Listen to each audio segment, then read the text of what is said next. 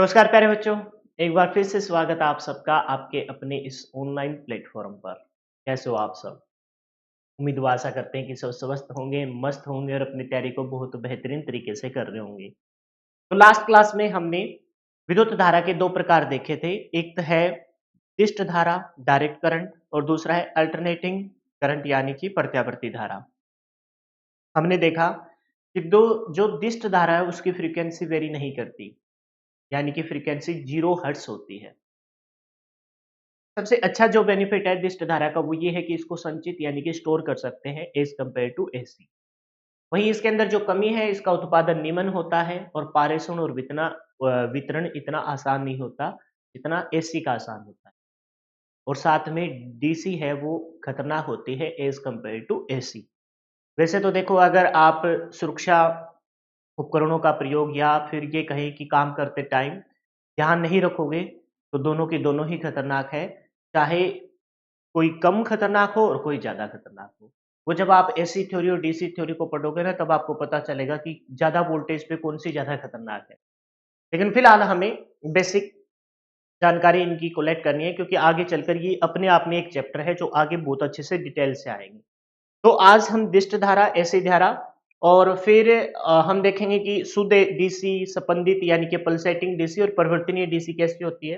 फिर हम एसी के बारे में पढ़ेंगे और शुद्ध एसी के 4 वेव हमें बहुत अच्छे से देखनी है क्योंकि एक डायग्राम आएगा पेपर में और आपको कहेंगे कि ये क्या है, एसी है या डीसी? पहले तो ये पहचानना है। फिर उसके अंदर आपको पहचानना है कि वो साइनसोइडल वेव है, स्क्वायर वेव है या सॉटूथ वेव है या ट्रायंगुलर वेव है। डायग्राम देकर आपसे पूछेगा। फिर हम देखेंगे कि विद्युत धारा के प्रभाव क्या-क्या है। लेकिन ये जो प्रभाव है ना बेटा, ये अपने आप में एक चैप्टर है। जब आप आगे बढ़ोगे तो रासायनिक प्रभाव मॉड्यूल 4 में मैं आपको बताऊँगा कि सेल बैटरी तो सारा का सारा रासायनिक प्रभाव के ऊपर डिपेंड है। उसमें प्रभाव मॉड्यूल 2 में जितने भी घरों में इलेक्ट्रॉनिक या इलेक्ट्रिकल इक्विपमेंट है, वो सारे के सारे रासायनिक प्रभाव सॉरी उसमें प्रभाव पे टिके बैठे हैं। कैसे?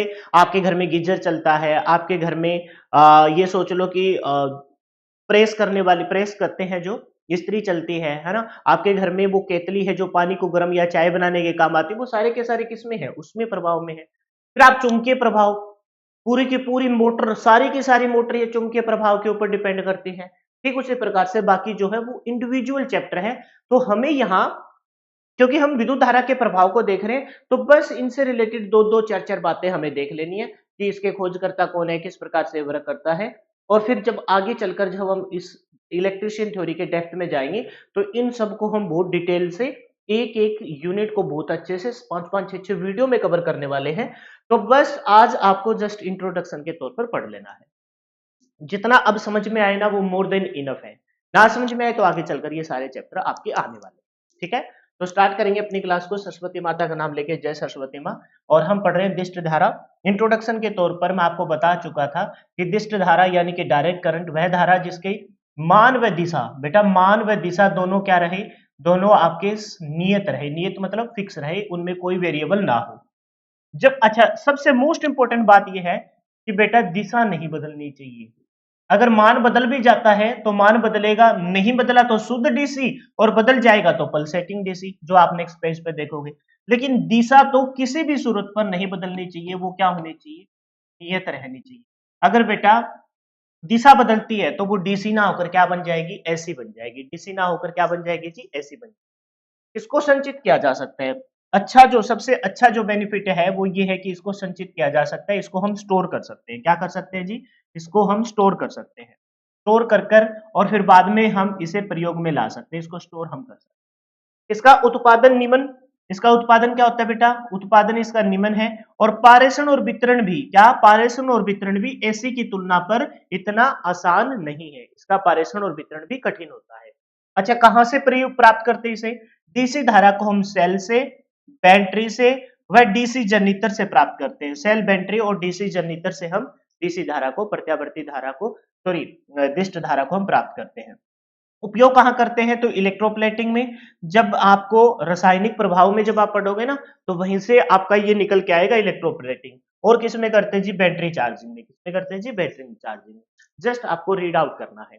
एक क्वेश्चन जो मोस्ट इंपोर्टेंट बन जाता है कि डीसी धारा की जो फ्रीक्वेंसी होती है ना, फ्रीक्वेंसी होती है बेटा, वो फ्रीक्वेंसी क्या होती है, शून्य होती है, यानी कि 0 हर्ट्ज इसकी क्या रहती है, फ्रीक्वेंसी रहती है। और इस बात को आप जब रियलाइज करोगे तब आपको पता चलेगा फ्रीक्वेंसी की वेरिएशन नहीं हो रही, तभी ये डीसी खतरनाक है। लेकिन फिलहाल आप जस्ट रीड आउट करते रहिए। फ्रीक्वेंसी के वेरिएशन का मतलब ये है कि फ्रीक्वेंसी अप जाएगी, डाउन आएगी, फिर माइनस में जाएगी एसी में। तो एक टाइम वो 0 पर आ जाती है, तो उस टाइम अपना आदमी अपना हाथ ऐसे दूर फेंक देती है वो, तो वहां बचने के चांस होते हैं। जबकि एक बार डीसी ने किसी को पकड़ लिया तो भाई खून खत्म करके ही छोड़ती है। ठीक है, तो देखिए अब है डीसी के प्रकार। डीसी के क्या देखने बेटा, प्रकार देखने। एक मोस्ट इंपोर्टेंट बात जो पीछे भी लिखी थी मैंने, मैं फिर से लिख देता हूं बेटा, किसी भी सूरत पर दिशा दिशा नहीं बदलनी चाहिए। अगर दिशा में कोई भी हल्का सा वेरिएशन आया, वेरिएशन तो मतलब क्या है, दिशा तो टोटली बदलेगी, तो वो डीसी ना होकर, दिशा अगर बदलती है तो वो डीसी ना होकर एसी बन जाएगी। क्या बन जाएगी जी, ऐसी बन जाएगी। हाँ, मान बदल जाएगा। मान कैसे, अगर मान बिल्कुल भी नहीं बदला तो वो शुद्ध डीसी होगी। हल्का सा पल्सेटिंग फॉर्म में आ गया तो वो क्या हो जाएगी, पल्सेटिंग डीसी हो जाएगी। और अगर ऐसे वेव फॉर्म में चला तो वो परिवर्तनीय वेरिएबल डीसी। लेकिन दिशा किसी भी सूरत पर नहीं बदलनी चाहिए। अच्छा, ये दिशा का क्या मतलब है बेटा, दिशा का मतलब है कि इस क्वाड्रेंट में हम है, इसको बोलते हैं फर्स्ट क्वाड्रेंट अपने मैथ की लैंग्वेज में, तो बेटा इसी में रहना चाहिए। जब आप देखोगे इन तीनों के डायग्राम बनाऊंगा, शुद्ध डीसी तो ऐसे हो जाएगी। अच्छा, पल्सेटिंग डीसी बेटा पल्स के तौर पर ऐसी हो जाएगी। परिवर्तनीय डीसी बेटा परिवर्तनीय डीसी ऐसे हो जाएगी वेव की फॉर्म में। आप देखो इस फर्स्ट क्वाड्रेंट के फर्स्ट क्वाड्रेंट में ही तीनों का मान है, यानी कि दिशा नहीं बदली। अगर दिशा बदलती तो बेटा दिशा कुछ ऐसे बदलती, आप पहले फर्स्ट क्वाड्रेंट में हो फिर आप सेकंड क्वाड्रेंट में चले। ये वैसे तो फर्स्ट सेकंड थर्ड और ये फोर्थ है, तो लेकिन फिर भी इससे इसमें आ गए, ये दिशा बदली है। दिशा बदलने का मतलब ये है कि आप क्वाड्रेंट चेंज कर लो। और मान बदलने का मतलब है यहां बिल्कुल मान नियत है, फिक्स का फिक्स है। अगर 5 वोल्ट है तो 5 ही वोल्ट है, यहां बदला है मान तो ये पल्सेटिंग हो जाएगी। ये वेव के तौर पर है, वेरिएबल है ना, वेव के तौर पर है, तो यहां भी मान तो बदला है। कहने का भावार्थ ये है कि डीसी में कभी भी दिशा नहीं बदलती बेटा। अगर दिशा ही बदल देंगे तो वो डीसी ना होकर क्या बन जाएगी, एसी बन जाएगी। क्या बन जाएगी, एसी बन जाएगी। हाँ, अगर मान फिक्स हो डीसी के अंदर तो वो शुद्ध डीसी होगी। वो क्या होगी बेटा, शुद्ध डीसी होगी। डायग्राम से बताता हूं, देखो अगर मान फिक्स हो बेटा तो वो क्या हो जाएगी, शुद्ध डीसी हो। देखो ये रहा, ये रहा, ये वाले क्या है बेटा, शुद्ध डीसी है। ये वाले क्या है बेटा, शुद्ध डीसी है। देखो क्या इसमें मान में बिल्कुल हल्का सा भी फर्क आया क्या, आप कहोगे सर जितना मान स्टार्टिंग में था, जितना मान स्टार्टिंग में था उतना का उतना ही मान रहा, मान में कोई परिवर्तन नहीं आया, इसका मतलब ये शुद्ध डीसी। ये क्या है, शुद्ध डीसी है। दूसरा हमने देखा दिशा नहीं बदली, दिशा तो हमेशा फिक्स की फिक्स रहेगी, बिल्कुल भी फर्क नहीं आना चाहिए।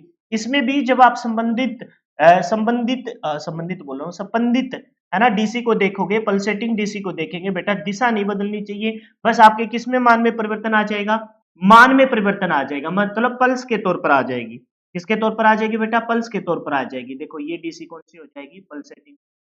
लेकिन मेरे को आप ये बताओ क्या कहीं भी हल्का सा भी दिशा में परिवर्तन आया है क्या, आप कहोगे सर दिशा तो बदल रही है। अरे कहां बदल रही है बेटा, फर्स्ट के फर्स्ट क्वाड्रेंट में। क्या आप नीचे गए हो क्या, फोर्थ क्वाड्रेंट में, आप फोर्थ क्वाड्रेंट में नहीं गए। तो ऐसी डीसी, डीसी क्या है, जिसमें दिशा नियत रहे। यहां अगर मान थोड़ा सा बदला है क्या, नहीं बदला, तो ये शुद्ध डीसी होगी। यहां दिशा नियत है लेकिन मान बदल गया तो ये पल्सेटिंग डीसी होगी। अगर तीसरे की मैं बात करूं, हालांकि ये दो ही पेपर में पूछे जाते हैं, लेकिन ऐसी डीसी भी देखी गई है जिसमें आपकी वेव की फॉर्म में आप इसको नोटिस कर सकते हो। यानी कि यहाँ जो डीसी की, यहाँ जो डीसी रहेगी बेटा वो ऐसे वेव की तौर पर वेरिएबल हो जाएगी, वेरिएबल हो जाएगी। तो ऐसे डीसी को क्या कहते हैं, परिवर्तनीय डीसी। मेनली तो आपको ये अच्छा, आपसे ये तीनों डायग्राम देके, खास करके ये डायग्राम आपको कंफ्यूज करेगा। आपसे पूछ ले कि बताओ ये क्या है, तो आप दिमाग लगाने मत बैठ जाना। आप ऐसी ही हाफ वेव रिएक्टिफायर है ना, जब आप पढ़ोगे ना आगे चलकर रिएक्टिफायर और वो जब होते हैं ना, तो वहां जब आप देखोगे तो हाफ वेव रिएक्टिफायर भी कुछ ऐसा ही होता है, वो हाफ वेव। तो आप ये दिमाग मत लगा देना कि यार हो सकता है कि भी ये कोई ऐसी रही होगी है ना, ऐसे, और इसके नीचे वाले कट गए और ऊपर ऊपर वाले आ गए। अरे बेटा नीचे वाले कटते तो ये डब्बा यहां, फिर ये वाला डब्बा तो खाली होना चाहिए, ये यहां आना चाहिए। बेटा ये डीसी है, लगातार फॉर्म में, लेकिन ये पल्सेटिंग डीसी है।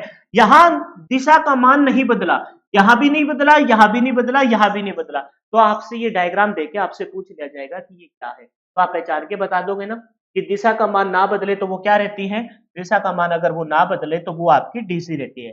कौन सी डीसी? अगर मान बिल्कुल भी ना बदले, धारा का मान बिल्कुल भी ना बदले तो वो शुद्ध डीसी, धारा का मान थोड़ा सा बदले तो पल्सेटिंग डीसी, और ऐसे लहरता लहरता चले तो वो क्या है, परिवर्तनीय यानी कि वेरिएबल डीसी।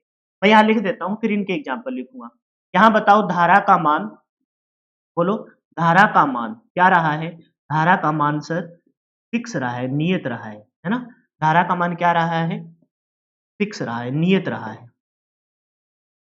दिशा के बारे में मैं कुछ नहीं लिखूंगा क्योंकि दिशा के लिए तो मैंने बोल दिया कि धारा का मान, दिशा का मान तो किसी भी सूरत पर क्या होना चाहिए, फिक्स होना चाहिए, दिशा का मान नहीं बदलना चाहिए। यहां बताइए धारा का मान, धारा का मान क्या हुआ है, बदला है, क्या रहा है, परिवर्तनीय रहा है।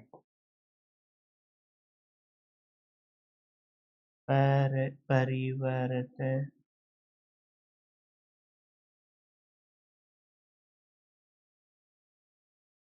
लिखूं, परिवर्तन ऐसे लिखते हैं, परिवर्तित हो रहा है, धारा का मान क्या हो रहा है, परिवर्तनीय लिखना था, परिवर्तनीय मेरे को लिखना रहा, परिवर्तित हो रहा है लिख दिया मैंने। और ये पूछा ही नहीं जाता, लेकिन यहाँ भी धारा का मान क्या हो रहा है, वेव के तौर पर परिवर्तित हो रहा है और वेव की फॉर्म में चल रहा है। क्लियर है? दोनों तीनों ही केस में ध्यान से मैं लिख देता हूं, फिर भी यहाँ स्टार लगा के, अगर आपको कंफ्यूजन हो रही है बेटा, तीनों की तीनों ही केस में आप एक चीज नोटिस कर पा रहे हो, क्या नोटिस करना है सर, दिशा, क्या, दिशा किसी भी सूरत पर नहीं बदलनी चाहिए, दिशा क्या होनी चाहिए, फिक्स होनी चाहिए। बेटा दिशा क्या होनी चाहिए, फिक्स होनी चाहिए। ये इस ऐसे बदलते हुए देख के तुम ये मत सोच लेना कि दिशा बदली है, दिशा तीनों ही सूरत में क्या होनी चाहिए, फिक्स होनी चाहिए। अगर दिशा ही बदल दी तो इसका मतलब वो ऐसी ना होके क्या बन जाएगा, डीसी बन जाएगा, ऐसी ना होके क्या बन जाएगा, डीसी बन जाएगा। एग्जाम्पल देखो, ये वाली तो शुद्ध डीसी है, तो ये किसमें होगी, सेल में होगी जी, किसमें होगी बेटा, सेल में होगी। सेल का दो वाला आएगा, ये वाला आएगा, सेल एक मात्रा आएगी, सेल सेल में होगी, और किस में होगी जी, बेंट्री में होगी। सेल और बेंट्री से कौन सी प्राप्त करते हैं आप, सेल और बेंट्री से शुद्ध डीसी प्राप्त करते हैं, क्या प्राप्त करते हैं, शुद्ध डीसी प्राप्त करते हैं। ये कहां से प्राप्त करते हैं, एग्जाम्पल के तौर पर पल्सेटिंग डीसी आप प्राप्त करते हो जी, किससे, दिष्टकारी से, किससे, दिष्टकारी। अब तुमको नहीं पता होगा कि दिष्टकारी क्या है, लेकिन टेंशन लेने की जरूरत नहीं है, जब हम डीसी थ्योरम करेंगे तब आपको बहुत अच्छे से पता लग जाएगा कि दिष्टकारी क्या है। और कहां से प्राप्त करते हैं, सिलिकॉन कंट्रोल रिएक्टिफायर, एससीआर से प्राप्त करते हैं, एससीआर से प्राप्त करते हैं। और कहां से प्राप्त करते हैं, तो पल्सेटिंग डीसी कम्यूटेटर, कम्यूटेटर ना, अभी मैं नहीं बता रहा कि कम्यूटेटर क्या है, डिस्टकारी क्या है, एससी क्या है, बस एक बार फिलहाल तुम ध्यान दे लेना कि ये यहां से प्राप्त करते हैं। और किससे प्राप्त करते हैं, कम्यूटेटर, कम्यूटेटर की आउटपुट होती है वो पल्सेटिंग डीसी होती है। ये छोड़ दीजिए, ये ना तो पेपर में पूछा जाता, बस ये जस्ट एक टाइप है। तो ऐसी कोई धारा जिसकी दिशा व मान नियत रहे वो डीसी है, लेकिन दिशा किसी भी सूरत पर नहीं बदलना चाहिए। अगर मान भी, धारा का मान फिक्स रहे तो वो शुद्ध डीसी, अगर धारा का मान बदले तो वो पल्सेटिंग या वेरिएबल डीसी। पल्सेटिंग में हमने देखा कि धारा का मान बदल रहा है, पल्स के फॉर्म में आ गया, पल्सेटिंग आ गया, और ये वेव की फॉर्म में आ गया। इसका प्रयोग शुद्ध है तो सेल बैटरी में, इसकी आउटपुट सेल और बैटरी की कैसी होती है, शुद्ध डीसी होती है। फिर संबंधित डीसी की है, उसकी आउटपुट कैसी होती है, संबंधित डीसी की जो आउटपुट है यानी कि पल्सेटिंग डीसी की जो आउटपुट होती है वो दिष्टकारी, सिलिकॉन कंट्रोल रिएक्टिफायर और कम्यूटेटर की होती है। अभी हाल फिलहाल में तुमको नहीं पता कि दिष्टकारी क्या है, सिलिकॉन रिएक्टर क्या है, कम्यूटेटर क्या है, जब चैप्टर आएगा तब मैं ये बात फिर से रिपीट करूंगा बेटा। इसकी आउटपुट है ना, जब हमने धारा के दो प्रकार देखे थे, पहला जो था कौन सा, दिष्टकारी, दिष्ट धारा वाला, पल्सेटिंग वाला, डिस्ट डायरेक्ट वाला, और उसमें एक वेव थी कौन सी, डिस्टकारी, सॉरी पल्सेटिंग वाली, पल्सेटिंग मतलब संबंधित वाली। तो वो मैंने बताया था कि इसकी आउटपुट ऐसे पल्स के तौर पर आएगी, और वही बात मैं वहां जाके फिर से रिपीट करूंगा। क्लियर है, हो गया, जो बच्चा नोट करना चाहे नोट कर लेगा, फिर हम आगे चलते हैं। ठीक है, नेक्स्ट है जी प्रत्यावर्ती धारा, कौन सी है जी, प्रत्यावर्ती धारा यानी कि अल्टरनेटिंग करंट, क्या बोलेंगे, अल्टरनेटिंग करंट।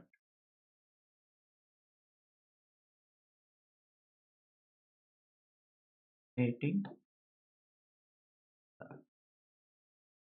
नाम से पता चल गया होगा। अल्टरनेटिंग मतलब वह धारा जिसका मान व दिशा, वह धारा जिसके मान व दिशा दोनों के दोनों क्या हो, मान व दिशा समय के साथ परिवर्तनीय हो। या फिर मैंने वहां जब कल की क्लास थी तो मैंने बताया था कि ऐसी कोई धारा जिसमें मान पल पल में बदले, धारा व दिशा का मान क्या हो, खास करके मान पल पल में बदले, पल पल में बदलने वाली।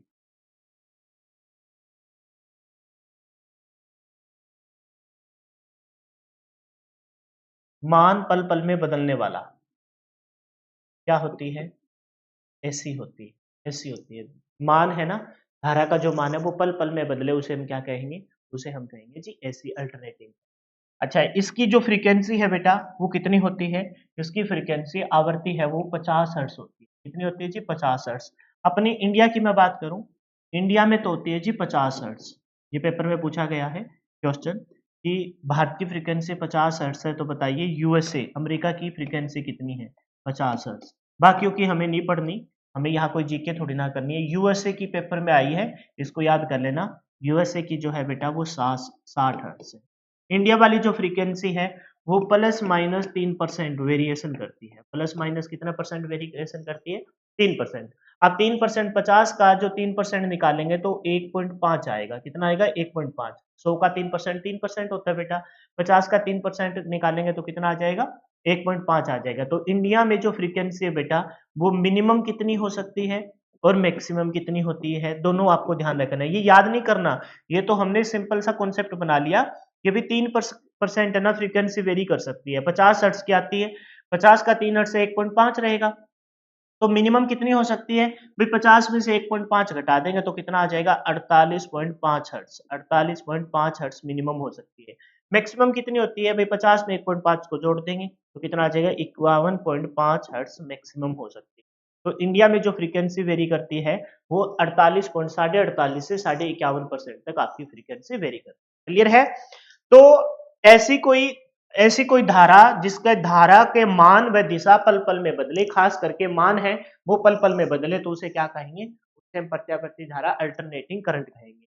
इस धारा की जो फ्रीक्वेंसी होती है वो इंडिया में 50 हर्ट्ज और यूएसए में कितनी होती है जी, यूएसए में होती है जी 60 हर्ट्ज। इंडिया की जो फ्रीक्वेंसी है वो वेरी करेगी प्लस माइनस कितना परसेंट, हमने देखा है इंडिया की जो फ्रीक्वेंसी है वो वेरी कर रही है प्लस माइनस 3%, और 3% का मतलब 1.5 यानी कि 48.5 से 51% तक जाएगी। इसकी बात क्या है खास कि डीसी को संचित कर सकते थे, इसको संचित नहीं कर सकते, लेकिन इसका उत्पादन उच्च रहेगा, है ना। वह पारेषण व वितरण, पारेषण परेशान लिख रखा है, पारेषण व वितरण आसान होगा। पारेषण, पारेषण व वितरण क्या होगा, आसान होगा। पारेषण व वितरण, पारे पारेषण वो दूसरे वाला से आएगा क्या, देख लेना। पारेषण, पारेषण वह वितरण क्या होगा, आसान होगा। प्रत्यावर्ती धारा अल्टरनेटर से प्राप्त होती है, किससे प्राप्त होती है जी, अल्टरनेटर। अल्टरनेटर से कौन सी प्राप्त होती है जी, अल्टरनेटर से एसी प्राप्त होती है। उपयोग कहाँ करते हैं, घरेलू में आपके कौन से आती है, घरों में एसी आती है। औद्योगिक क्षेत्र में भी कैसे आती है, एसी आती है। कहने का मतलब जब जहां तक आपकी नजर दौड़ा के आपकी नजर जा रही है ना, वहां आपको क्या दिखेगी, एसी ही दिखेगी। और एसी को हम जो स्टोर करना चाहते हैं तो एसी को हम स्टोर नहीं कर पाएंगे। आप क्या करोगे, एसी को पहले इन्वर्टर के माध्यम से डीसी में कन्वर्ट करोगे और डीसी को आप स्टोर करोगे बैटरी में, सेल में, और फिर से अगर आपको यूज करनी होगी, क्योंकि घर पे जितने भी इक्विपमेंट चलते हैं वो सारे के सारे एसी पे चलते हैं, फिर से आपको उसको कन्वर्ट करना पड़ेगा किसमें, एसी में कन्वर्ट करना पड़ेगा उस डीसी को, फिर से आप उसको प्रयोग कर पाओगे। तो डीसी में और एसी की अगर तुलना देखी जाए तो वो डीसी क्या होती है, जिसमें धारा व दिशा नियत रहे, लेकिन दिशा बिल्कुल फिक्स होनी चाहिए। फिर हमने देखा कि डीसी में भी दो प्रकार के थे, एक थे पल्सेटिंग, एक थी शुद्ध डीसी और एक पल्सेटिंग। शुद्ध डीसी वो रहेगी जिसमें धारा व दिशा नियत रहे, है ना, धारा व दिशा नियत रहे, धारा का मान भी फिक्स रहे, दिशा भी फिक्स रहे। पल्सेटिंग डीसी में दिशा तो फिक्स रहेगी लेकिन धारा का मान बदल जाएगा, पल्स के तौर पर आ जाएगा।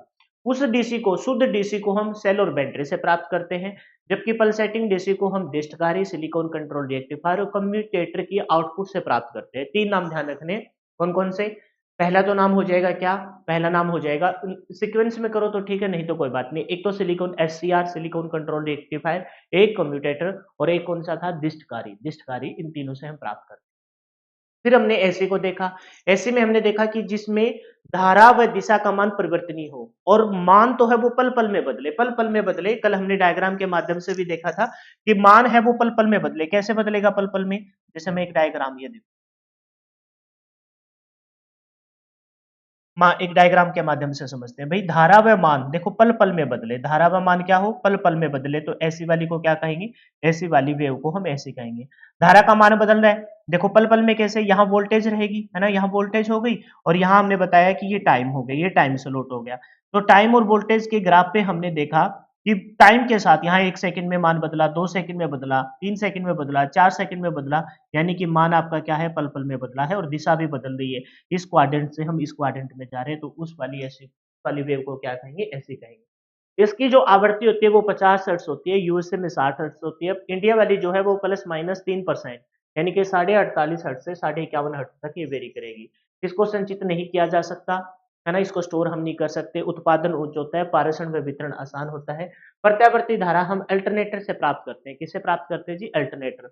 वहां 3 चीज थी, सेल बैटरी से शुद्ध, और फिर डिस्टकारी सिलिकॉन कंट्रोल रेक्टिफायर, और कौन सा था? कम्यूटेटर की आउटपुट पल्सेटिंग डीसी। यहाँ हमें अल्टरनेटर से उपयोग घरेलू और औद्योगिक कार्य में हम किसका प्रयोग करते हैं जी? घरेलू कार्य में और औद्योगिक क्षेत्र में हम किसका यूज करते हैं? प्रत्यावर्ती धारा का हम प्रयोग करते हैं। जो बच्चा नोट करना चाहे वो नोट कर लेगा। फिर आगे बढ़ते हैं। अब देखते हैं कि एसी के कितने प्रकार हो सकते हैं। हो गया। नेक्स्ट देखते हैं जी। जैसे हमने पढ़ा था कि डीसी है वो 2 प्रकार की होती है, शुद्ध, पल्सेटिंग। जैसे एक तीसरा भी था वेरिएबल, लेकिन वो पेपर में नहीं पूछा जाता। ठीक उसी प्रकार से अपनी एसी को, अगर हम एसी को, अब मैं नेक्स्ट पेज पे बताऊंगा, एसी भी 2 प्रकार की हो जाएगी, एक तो शुद्ध एसी और एक पल्सेटिंग एसी। जो शुद्ध एसी है ना, उसमें 4 प्रकार की वेव को हम देख पाते हैं। शुद्ध देखो यहां लिख रखा है साफ साफ, कंफ्यूज मत होना। शुद्ध एसी धारा के प्रकार, 4 प्रकार की धाराओं को हम देखते हैं शुद्ध एसी में। कौन कौन सी? पहली है जी साइन वेव, दूसरी कौन सी है? स्क्वायर वेव, तीसरी है साटूथ वेव, और चौथी कौन सी है? Triangular wave. इसके अलावा शुद्ध एसी में कोई भी वेव नहीं होती। और मैं आपको एक डायग्राम के माध्यम से, पेपर में पहले तो आपको एसी और डीसी पहचाननी आनी चाहिए। बेटा दिशा एक ही क्वाड्रेंट में वैल्यू रहे तो वो डीसी है। उसमें भी शुद्ध डीसी बिल्कुल फिक्स रहेगा, मान नहीं बदलेगा।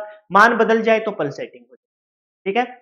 एसी की बात करूं तो दिशा बदले ही बदलेगी, किसी भी सूरत में दिशा फिक्स नहीं रह सकती। किसी भी सूरत में बेटा दिशा फिक्स नहीं रह सकती। एग्जाम्पल के माध्यम से आपको बहुत अच्छे से बताने की कोशिश करूँ, टेंशन मत लीजिए। ठीक है बेटा। जो यहाँ किसकी बात हो रही है? यहाँ बात हो रही है सर किसकी? आपकी साइनोसोडल वेव की। किसकी बात हो रही है? साइनोसोडल वेव की बात हो रही है। तो ऐसी कोई वेव जिसमें धारा व दिशा क्या हो? वेरिएबल हो, बदले, उसे हम क्या कहेंगे? ऐसी कहेंगे। सबसे पहली कौन सी है? ज्या तरंग, AC, sine wave. Sine wave में बेटा आपको पता है अल्टरनेटर से प्राप्त एसी ही कौन सी होती है? साइनोसोडल वेव होती है। अल्टरनेटर से प्राप्त एसी कौन सी होती है? साइनोसोडल वेव होती है। अल्टरनेटर से प्राप्त बेटा एसी कौन सी होती है? साइनोसोडल वेव होती है। क्लियर है? तो ये वाली कौन सी है? ये वाली है आपकी sine wave. Sine wave AC कौन सी वेव है? साइन वेव एसी है। अब जब तक ये बनेगा नहीं मेरे को मजा आएगा नहीं। हाँ, ठीक है, काम चला लेना। ठीक है, दूसरी कौन सी है बेटा? दूसरी है बी नंबर पर, कौन सी? Square wave. स्क्वायर वेव बताइए, पहले तो ये बताइए, क्या धारा का मान फिक्स है क्या? नहीं, धारा का मान वेरिएबल हो रहा है। क्या दिशा भी बदली है क्या? बिल्कुल, इस क्वाड्रेंट से हम इस क्वाड्रेंट में आ गए। वो कौन सी हो गई? आपकी एसी होगी। एसी में ये कौन सी है? साइन वेव के तौर पर, ज्या तरंग बोलते हैं इसको। क्या बोलते हैं जी? ज्या तरंग। नेक्स्ट जो है बेटा वो कौन सी? Square wave. कौन सी है जी? Square wave.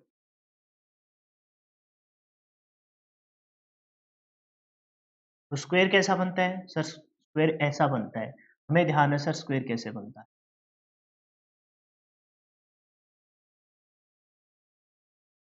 ये कौन सी होगी बेटा? स्क्वायर वेव हो गई। कौन सी वेव हो गई? स्क्वायर वेव हो। तो ऐसी वेव जिसमें धारा व दिशा क्या हो? बदले, उसे हम क्या कहेंगे? ऐसी कहेंगे। इसमें सबसे पहले हमने देखी कौन सी? सबसे पहले देखी हमने जी,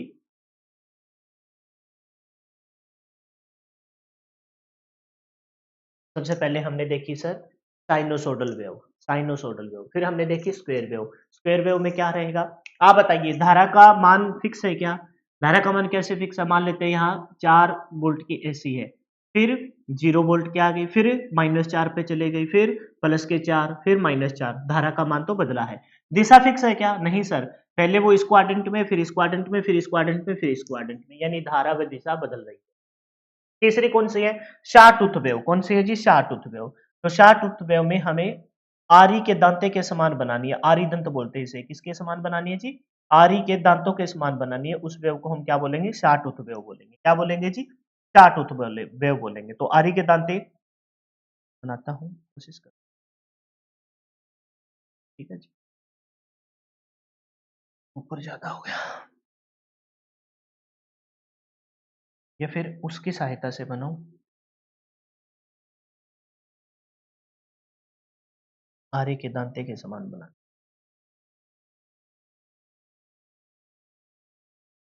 आप कहोगे सर कहाँ बने आरी आरी के दांते? अभी बनेंगे बेटा, टेंशन लेने की जरूरत नहीं, मैं हूं ना। आरी के दांते बनाने हैं।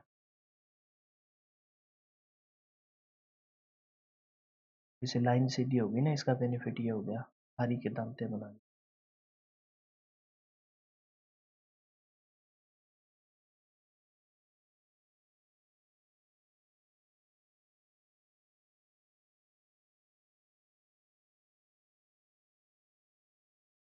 लो, ये क्या बन गई?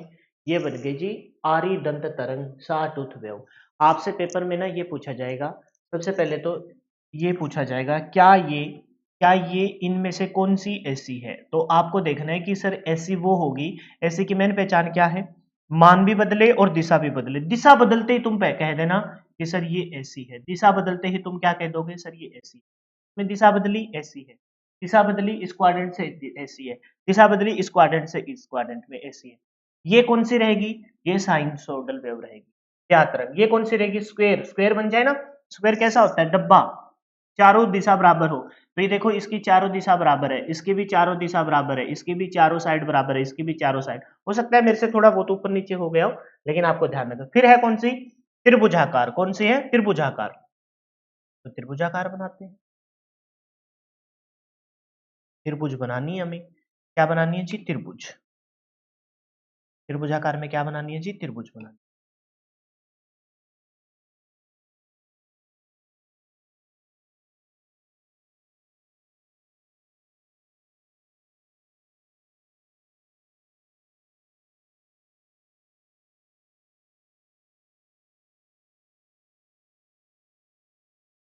लेकिन ये तो पंगा हो गया।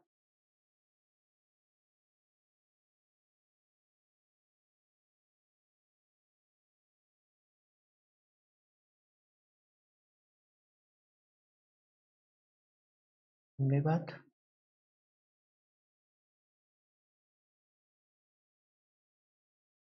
अरे यार,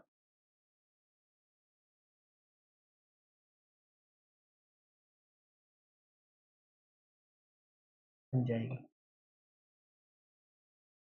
ये लीजिए, ये कौन सी बन गई? ये बन गई जी अपनी ट्रायंगुलर वेव, त्रिभुजाकार। कैसे बन गई जी? त्रिभुजाकार। त्रिभुज के आकार, तीनों त्रिभुज आप देख पा रहे हो ना, एक जैसी होनी चाहिए। कोशिश यही करना तीनों त्रिभुज क्या हो जी? एक जैसी हो, त्रिभुजाकार। बताइए, धारा का मान फिक्स है क्या? नहीं है। धारा का मान फिक्स है क्या? नहीं है। धारा का मान फिक्स है क्या? नहीं है। धारा का मान फिक्स है क्या? नहीं है। दिशा बदली, बदल गई। दिशा बदली, बदल गई। दिशा बदली, बदल गई। दिशा बदल गई, बदल गई। तो शुद्ध एसी में कितनी भी शुद्ध हो जाए, धारा का मान भी बदलेगा। किसका मान बदलेगा जी? धारा का मान भी बदलेगा, है ना। मान क्या होगा? परिवर्तनीय होगा। वह दिशा भी क्या होगी? दिशा का मान भी, दिशा का मान, दिशा भी क्या होगी? दिशा भी परिवर्तनीय। क्या होगी जी? परिवर्तनीय होगी। परिवर्तनीय। देख लेना भाई, ये परिवर्तनीय कैसा लिखा? परिवर्तनीय, है ना। वेरिएबल हो, मैं नहीं आता यार। दिशा व मान क्या होंगी? परिवर्तित होंगी, है ना। वेरिएबल होंगी, बदलेंगे।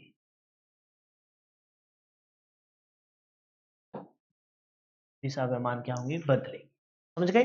अब पेपर में आपसे कुछ ऐसे मिलेगा। आपको मैं 4-5 डायग्राम फ्री हैंड बना रहा हूं, आपको बताना है। आपको बताना है कि ये क्या है। कि भाई ये एसी है या डीसी है, ठीक है, आपको ये बताना है। बताइए ये क्या है, ठीक है, बताइए ये क्या है।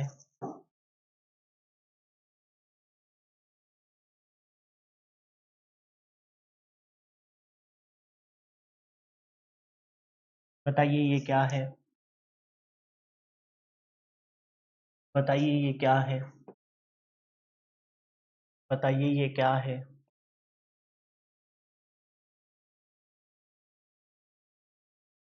बताइए ये क्या है। बता दोगे। आप बताइए क्या दिशा चेंज हुई, ऊपर से नीचे आ गए, क्या बन गई, एसी बन गई। दिशा चेंज हुई, नहीं हुई, क्या बनी, डीसी बनी। दिशा चेंज हुई, हुई, क्या बन गई, एसी। दिशा चेंज हुई, नहीं हुई, क्या बनी, डीसी। दिशा चेंज हुई, नहीं हुई, क्या बनी, डीसी। दिशा चेंज हुई, क्या बनी, एसी।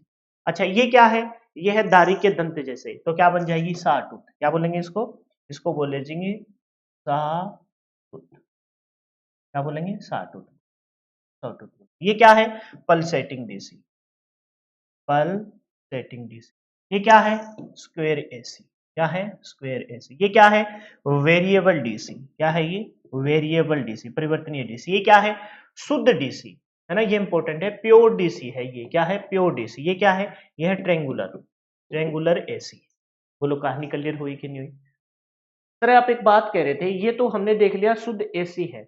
आप हमें ये बताइए कि शुद्ध एसी ना होके पल्सेटिंग एसी होगी तो कैसी होगी। बेटा शुद्ध एसी के चार हमने डायग्राम देख लिए, ये देख लीजिए आप बाकायदा। शुद्ध एसी के हमने चार डायग्राम देख लिए, ये चारों के चारों डायग्राम किसके, शुद्ध एसी के। इन डायग्राम को एक मिनट, एक थोड़ा सा दिमाग लगा, कोशिश करता हूं मैं ऐसा कुछ हो जाए। हम्म,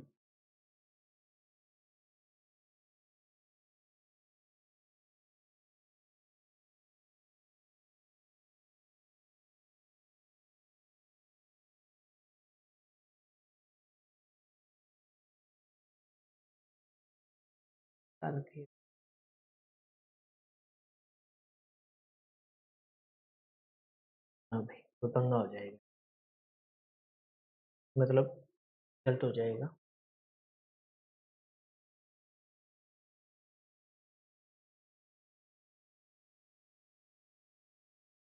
ठीक है, इसी में बनाते हैं। आपको पता लग गया कि भाई प्योर एसी, शुद्ध एसी, शुद्ध एसी में आपने देखे कि चार प्रकार की वेव देखी आपने। शुद्ध एसी में चार प्रकार की वेव देखी। नाम मैं लिखता हूं। पहला जो नाम था, नंबर एक पे मैं बात करूं तो वो कौन सी थी, कौन सी, साइनोसोडल, साइन वेव। कौन सी थी, साइन वेव, जिसे हम क्या कहते हैं, ज्यावक्र तरंग कहते हैं। दूसरी आपने देखी, दूसरे नंबर की जो थी वो कौन सी थी, स्क्वेयर वेव। कौन सी थी, स्क्वेयर वेव, यानी वर्गाकार एसी, स्क्वेयर वेव थी, है ना। तीसरी जो हमने देखी बेटा, वो कौन सी थी, वो थी दंतकारी, जिसे हम क्या कहते हैं, जिसे हम कहते हैं शाहतूत। क्या कहते हैं, शाह, एस ए शाहतूत, एस ए डब्ल्यू टूथ, शाहतूत, है ना, शाहतूत वेव। शाहतूत वेव देखी। और चौथे नंबर पे बेटा हमने देखी क्या, चौथे नंबर पे हमने देखी कौन सी, ट्रायंगुलर। ठीक है, यही देखी हमने। ये किसके हैं, शुद्ध एसी के प्रकार थे। बेटा अगर शुद्ध एसी को मैं विशुद्ध एसी, शुद्ध एसी को बोलते हैं क्या है, प्योर बोलते हैं। क्या बोलते हैं जी, प्योर एसी। दूसरी कौन सी हो जाएगी, शुद्ध ना होके अशुद्ध बोलूं, अशुद्ध बोलूं, अशुद्ध एसी बोलूं, है ना, अशुद्ध एसी बोलूं, जिसको पल्सेटिंग बोलेंगे। क्या बोलेंगे, पल स्पंदित, पल्सेटिंग, या फिर स्पंदित, अदप, स्पंदित,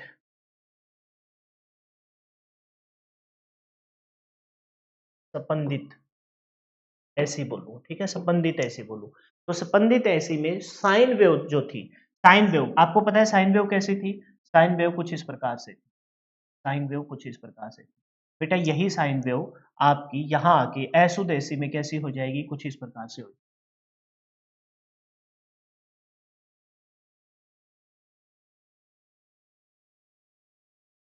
नहीं समझ में आया ना, अभी थोड़ा सा और क्लियर करने की कोशिश।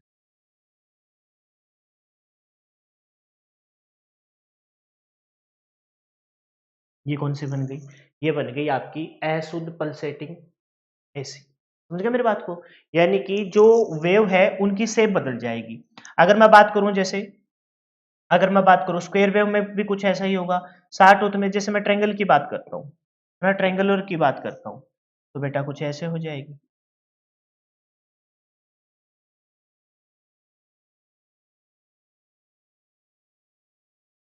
ये क्या बन गई? ये बन गई आपकी क्या? अशुद्ध एसी। एसी है क्योंकि दिशा का मान बदला है, जो इस क्वाड्रेंट से इस क्वाड्रेंट में, मान भी पल पल में ही बदला है। अशुद्ध एसी तो है, लेकिन ये अशुद्ध एसी हो गई। इसमें क्या था, जितनी वैल्यू प्लस की होती है, जितनी वैल्यू बेटा प्लस की होती है उतनी वैल्यू माइनस की होती है। जैसे आप कोई भी वेव बना लीजिए, जैसे आप स्क्वायर वेव बनाते हो तो स्क्वायर वेव में भी क्या होगा, जितनी वैल्यू प्लस की होगी बेटा, जितनी वैल्यू प्लस की होगी, जितना मान प्लस का होगा उतना ही मान किसका होगा, उतना ही मान आपका माइनस का होगा। जितना मान आपका प्लस का होगा उतना ही मान किसका होगा, माइनस का होगा। तभी तो उसे हम क्या कहेंगे, उसी को हम शुद्ध ऐसी कहेंगे। जितना मान प्लस का है उतना ही माइनस का, जितना प्लस का उतना ही माइनस का। पर आपने देखा यहाँ प्लस का मान, यहाँ प्लस का मान क्या है बेटा, कम है, और माइनस का मान ज्यादा है। फिर प्लस का मान बहुत ज्यादा है, माइनस का मान कम है। यहाँ प्लस का मान आपने देखा प्लस में जो है वो कम है, माइनस में ज्यादा है, प्लस में बहुत ज्यादा है, माइनस में कम है, माइनस में कम है, सॉरी प्लस में कम है। यानी कि यहाँ जो वेव आप देख पा रहे हो उस वेव का मान बदला है। यानी कि शुद्ध आपसे ना पेपर में एक कोई डायग्राम दिया जाएगा और आपसे ये कहा जाएगा कि बताइए बेटा ये क्या है। तो सबसे पहले तो एसी और डीसी में पहचान करना है। एसी और डीसी की एक ही पहचान जो मोस्ट इंपॉर्टेंट है बेटा, जब कोई डीसी होगी बेटा, जब कोई डीसी होगी है ना, जब कोई डीसी होगी तो डीसी में किसी भी सूरत पर बेटा दिशा का मान नहीं बदलेगा। दिशा का मान नहीं बदलेगा किसी भी सूरत पर बेटा दिशा का मान नहीं बदलेगा। और बेटा जब एसी होगी तो किसी भी सूरत पर दिशा का मान फिक्स नहीं रह सकता। बेटा जब एसी होगी ना, किसी भी सूरत पर दिशा का मान दिशा का मान दिशा का मान डेफिनेटली क्या होगा, बदलेगा। दिशा का मान डेफिनेटली क्या होगा बेटा, बदले ही बदलेगा। दिशा का मान फिक्स नहीं रह सकता। जब दिशा का मान ना बदले, फिक्स रहे, दिशा का मान क्या रहे बेटा, फिक्स रहे, है ना, तब वो डीसी है।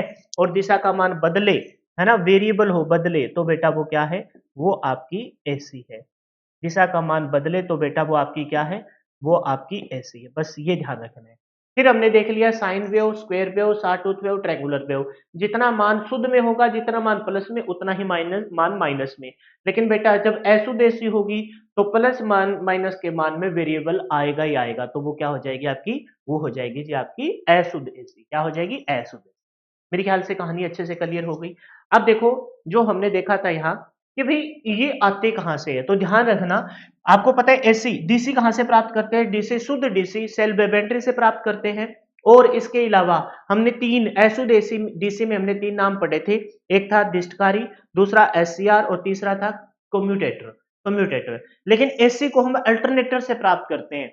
एसी को अल्टरनेटर, ये चारों के चारों वेव है ना, किससे प्राप्त करते हैं जी, अल्टरनेटर से प्राप्त करते हैं। चारों की चारों वेव किससे प्राप्त करते हैं, अल्टरनेटर से प्राप्त करते हैं। चारों की चारों वेव किससे प्राप्त करते हैं जी, अल्टरनेटर से प्राप्त करते हैं। शुद्ध एसी कहां से प्राप्त की जाती है जी, अल्टरनेटर से प्राप्त की जाती है। शुद्ध एसी कहां से प्राप्त करेंगे, तो आप कहेंगे शुद्ध एसी सर हम प्राप्त करेंगे अल्टरनेटर से। किससे प्राप्त करेंगे, अल्टरनेटर से।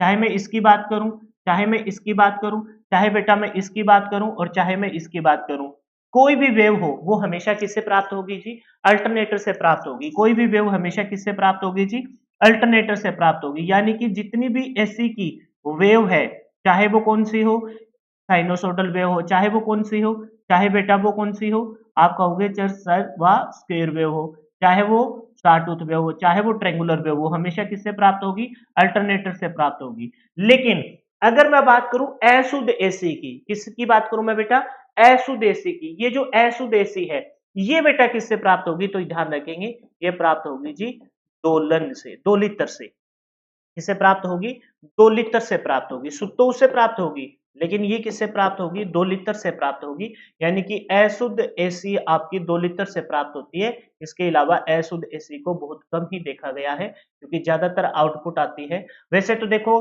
अल्टरनेटर की भी आउटपुट क्या हो सकती है? अशुद्ध हो सकती है। अभी कोई गड़बड़ी आ जाए तो जैसी आप आउटपुट चाह रहे थे वैसी आउटपुट ना आए तो आपकी क्या हो जाएगी? वो आपकी अशुद्ध हो जाएगी। लेकिन फिर भी इसके अलावा अशुद्ध एसी किससे मिलती है? 2 लीटर से। दोलन और 2 लीटर है जो आप आगे चलकर सिलेबस में पढ़ोगे, उससे प्राप्त होती है। क्लियर है? तो एक बार मैं कंपैरिजन के तौर पर रासायनिक प्रभाव को हम पढ़ेंगे, जस्ट इनको पढ़ना ही है। एक बार मैं कंपैरिजन के तौर पर यहाँ आपको 2-3 बातें बता देता हूँ। एक साइड तो हम लिखेंगे जी क्या? डीसी। एक साइड क्या लिखेंगे जी? डीसी। ठीक है, जो जो पॉइंट पढ़े वही मैं बताऊंगा, नई चीज इंक्लूड नहीं करूंगा। हालांकि इनसे रिलेटेड बहुत सारी चीजें अब भी बाकी है, लेकिन वो तो जब हम चैप्टर करेंगे तब अच्छे से कवर कर लेंगे। एक साइड देखेंगे जी एसी। मेन मुद्दा जो है वो ये है कि इसमें धारा का मान, धारा व दिशा, धारा व दिशा क्या रहती है जी? नियत रहती है। धारा व दिशा क्या रहती है जी? नियत रहती है। नियत रहती है बेटा। ठीक उसी प्रकार से मैं बात करूं, अरे यार, ठीक उसी प्रकार से मैं बात करूं किसकी? एसी की। तो बेटा उसमें धारा व दिशा नियत नहीं रहती। धारा व दिशा क्या कहेंगे सर? धारा व दिशा नियत नहीं रहती, मतलब क्या होती है? परिवर्तित होती है, बदलती है। क्या बोलेंगे? बदलती है। धारा व दिशा पल पल में बदलती है। दिशा का मान तो फिर भी मतलब थोड़े टाइम के बदलता है, मान तो है ना, धारा का मान है वो, धारा का मान पल पल में बदलता है। ठीक है। अच्छा, इसमें जो इंपॉर्टेंट पॉइंट है बेटा, है ना, इसकी फ्रीक्वेंसी, फ्रीक्वेंसी क्या होती है जी? इसकी फ्रीक्वेंसी 0 हर्ट्ज होती है। कितनी हर्ट्ज होती है? 0 हर्ट्ज होती है, क्योंकि धारा का मान तो नहीं बदला। इसमें बेटा जो फ्रीक्वेंसी की मैं बात करूं, इसमें जो अगर मैं फ्रीक्वेंसी की बात करूं तो इसकी फ्रीक्वेंसी बेटा हम क्या बोलेंगे? इसकी जो फ्रीक्वेंसी है वो क्या होगी? इंडिया में 50 हर्ट्ज होगी। कितनी होगी? 50 हर्ट्ज। और प्लस माइनस क्या बोलेंगे? प्लस माइनस 3% वेरिएबल करेगी। और यूएसए में कितनी है? 60 हर्ट्ज है। एक इंपॉर्टेंट पॉइंट बेटा, इसको क्या कर सकते हैं? इसको सर हम संचित कर सकते हैं। क्या कर सकते हैं? डीसी को हम क्या कर सकते हैं जी? संचित कर सकते हैं, यानी कि स्टोर कर सकते हैं। संचित मतलब क्या कर सकते हैं जी? स्टोर कर सकते हैं। तो ठीक उसी प्रकार से बेटा इसको हम संचित नहीं कर सकते, इसको हम संचित नहीं कर सकते, यानी कि इसका भंडारण करना, स्टोरेज करना है क्या रहेगा? नामुमकिन रहेगा, नामुमकिन रहेगा, मुमकिन ही नहीं है। क्लियर है? तीसरा पॉइंट बेटा जो हमने पढ़ा था वो ये था कि इसका उत्पादन, है ना, इसका उत्पादन, अगर मैं बात करूं तीसरे चौथे पॉइंट की, तो बेटा इसका उत्पादन क्या होता है? उच्च होता है। इसका उत्पादन क्या होता है जी? उच्च होता है ना। इसका उत्पादन क्या रहेगा? निम्न, उच्च नहीं, क्या रहेगा? निम्न रहेगा, है ना। वही इसका पारेषण व वितरण क्या बोलेंगे? पारेषण व वितरण, बनाना व डिस्ट्रीब्यूशन करना आसान नहीं होगा, मुश्किल होगा। क्या होगा जी? मुश्किल होगा।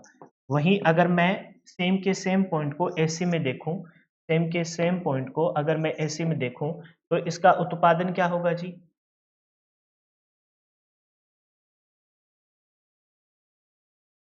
कोई नहीं, आ गई होगी।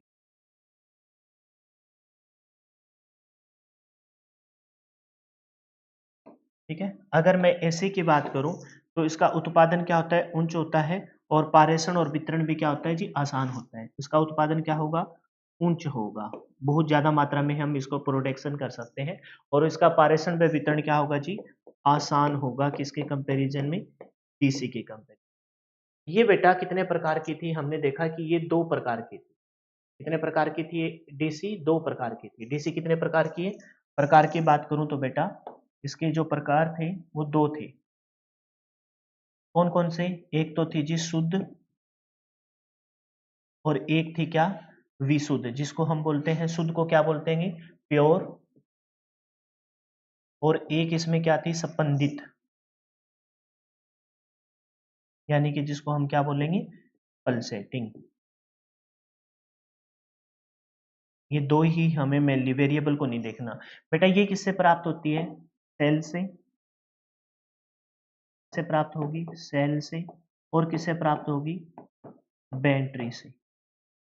बेटा ये किससे प्राप्त होगी? तीन नाम ध्यान रखने आपको, एक तो सिलिकॉन कंट्रोल रिएक्टिफायर, एक क्या है? कम्यूटेटर,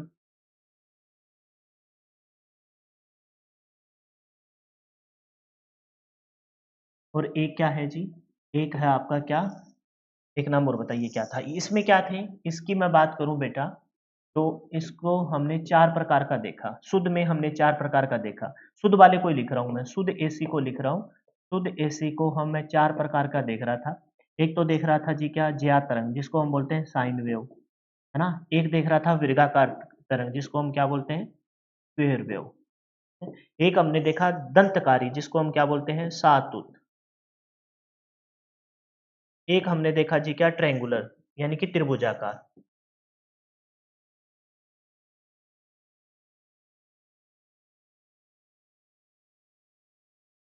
ट्रायंगुलर, ठीक है। तो ये चारों की चारों हम किससे प्राप्त करते हैं? शुद्ध एसी को हम प्राप्त करते हैं जी, चारों की चारों को हम किससे प्राप्त करते हैं? अल्टरनेटर से।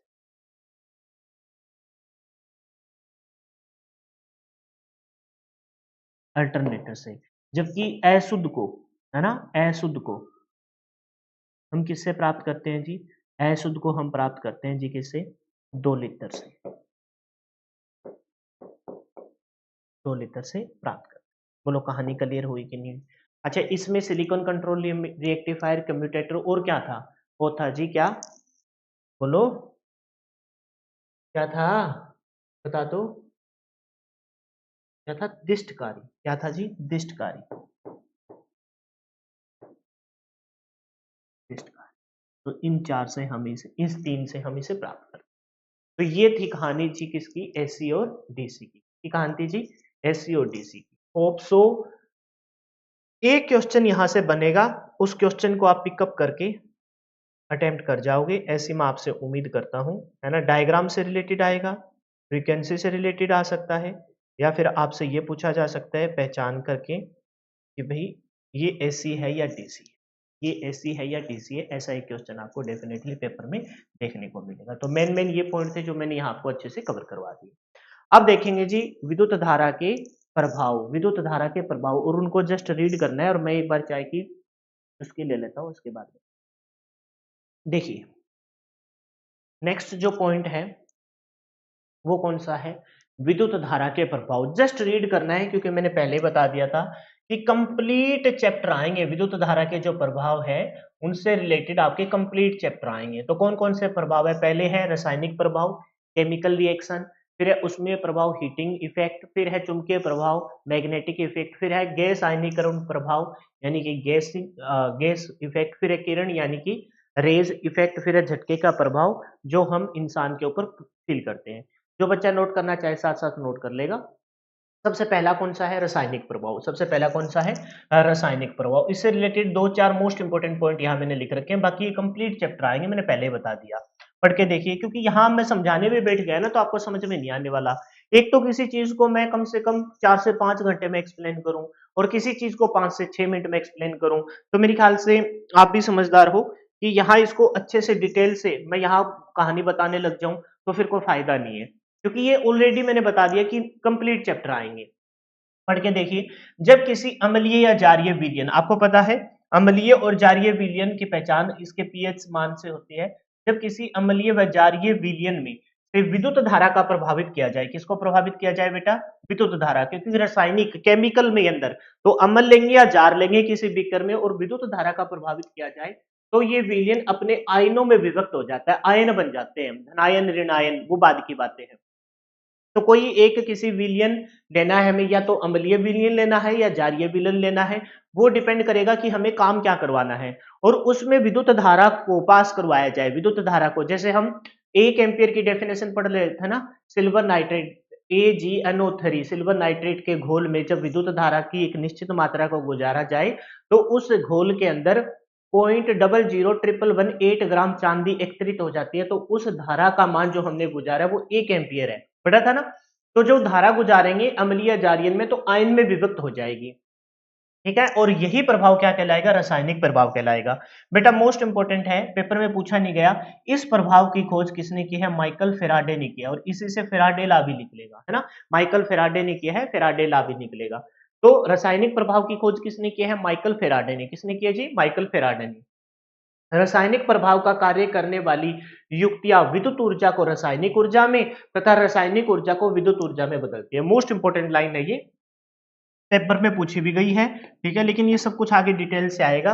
बेटा कोई भी रासायनिक प्रभाव पे काम करने वाली युक्ति है, चाहे वो सेल हो, बैटरी हो, कुछ भी आए, वो सबसे पहले विद्युत ऊर्जा को किसमें क्या कहेंगे, विद्युत ऊर्जा को बेटा किसमें बदल देगा, रासायनिक ऊर्जा में, है ना, विद्युत ऊर्जा को किसमें बदला जाएगा, रासायनिक ऊर्जा में। अच्छा, फिर विद्युत ऊर्जा को जब रासायनिक ऊर्जा में बदलेंगे, रासायनिक ऊर्जा में बदलेंगे, तो बेटा फिर से इस रासायनिक ऊर्जा को किसमें बदला जा सकता है, रासायनिक ऊर्जा को विद्युत ऊर्जा में बदला जा सकता है। यानी कि ये पहले इसमें बदला जाएगा और यहां से फिर इसमें बदला जाएगा।